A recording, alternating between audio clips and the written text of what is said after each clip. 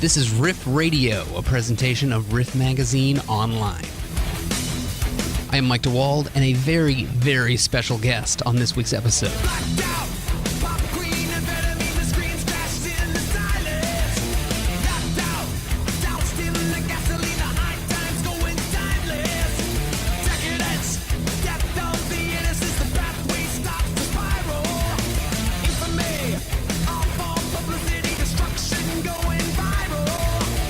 Recently, the band took a break from their European tour to fly back to San Francisco for the annual Metallica Day event at AT&T Park, along with the San Francisco Giants. It's been going for 6 years. It's all Metallica themed, Metallica music, Metallica appearances, everything Metallica for one day out there at AT&T Park. At this year's event, Lars was nice enough to take a few minutes to sit down with us to talk about Metallica Day, to talk about the band, to talk about the Band Together concert in aid of fire relief for the North Bay.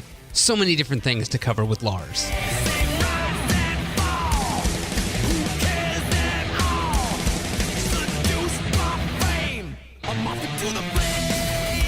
We're here at AT&T Park with Lars Ulrich. Thanks for sitting down with us. Of course, thank you. It is the 6th annual Metallica Day at AT&T Park. It's amazing to think it's already been 6 years. I mean, it has to be a fun partnership for you and the band and the team. How did this come about for you 6 years ago?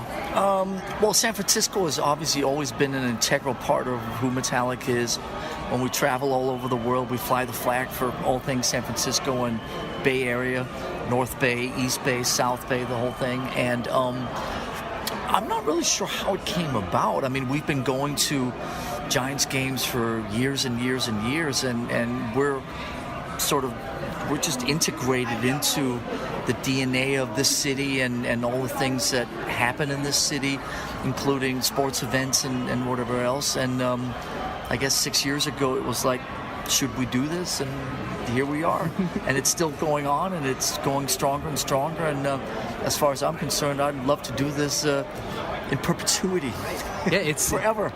It's become an annual event out here. Now, what are some of the things you've gotten to do? I saw you threw out the first pitch. Were you nervous for that? What was that like for you? No, I mean, it's always, that right when they call your name and that walk to the mound, I mean, it's much longer than it looks. And, I've done 6 years now in a row. I'd like to think I haven't embarrassed myself. None of the throws have ended up in the bleachers or in the dugouts or in the bay or anywhere. They either land in the pitcher's glove, in the catcher's glove, or in the sort of very close to home plate. So I think doing okay. I can hold my head up high. But it's always longer. No matter, I'll warm up out in the backyard where it's like 60 feet. Okay, I can do that. And then you're out there and it's like, wait a minute. That looks like 160 feet. I don't know what the elevation of the mound has to do with it or whatever, but it's all good and it's good fun, and I love the challenge of it. Nice, gotta get that practice in beforehand. Now you alluded to it before. I mean, Metallica's been so good about supporting the local professional teams around the Bay Area. I mean, you've seen Giants games, Sharks games, Raider games. You guys are everywhere. Is that a way to kind of connect with the fans who've supported you for so long? Is it? I mean, just something you guys like to do to get out in the community? We do as much as we can, obviously, with the community and go out, and whether it's in the city or whether it's, everything that happened up in Europe, part of the Bay Area last year. I mean, we do everything that we can. We've been a little more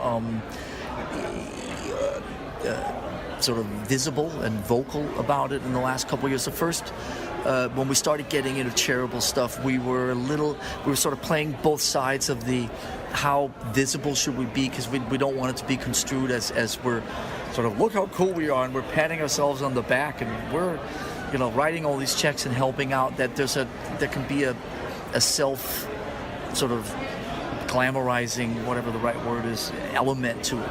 So we did a lot of helping all over the world, kind of under the radar. But about 2 years ago, we decided that if we shouted it from the rooftops, it would encourage Metallica fans and even non-Metallica fans, hopefully, to join us and to help out in their local communities. And so we've kind of gone to that side now and feel we're completely transparent, we're completely open about it, and we encourage everybody to come join us, whether it's writing checks or doing charitable work or donating your time or whatever. It doesn't matter if it's $5 or $50 or obviously there's a lot of people in the Bay Area that can write some sizable checks, or whether if you don't have money, you donate your time.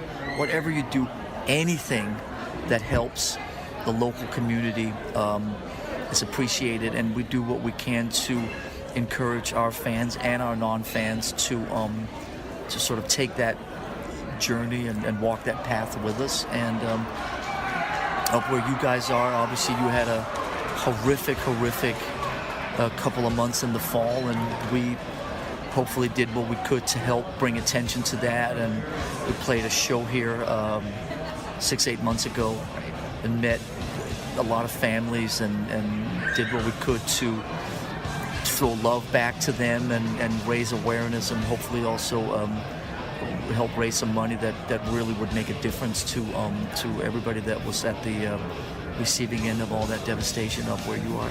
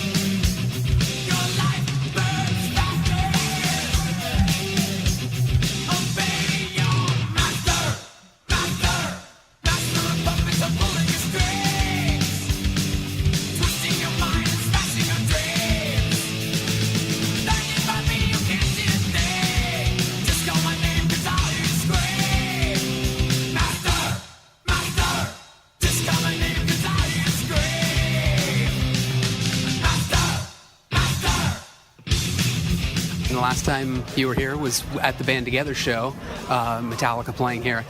I mean, the gratitude from the community for that, having you guys sign on so early, and I mean, the stories we've heard from whether it's families affected or even first responders of sort of the gestures the band made at the show, went beyond what people just might see on stage. So, that had to be an interest, because I'm sure that Metallica had, like everyone knew of people who were affected, so I'm sure it had to have an impact on the band. The amount of people that we knew either directly or second, what are the 2 degrees of separation or whatever. This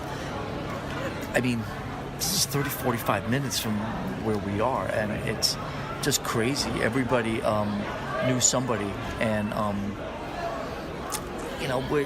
we're lucky. I mean, obviously we don't have tornadoes. We don't have a lot of the stuff that they have back east with hurricanes and, nasty snowstorms. We have an earthquake every couple of decades, and hopefully, obviously it's no laughing matter, but it hopefully they'll keep at bay for a while. But with those wildfires,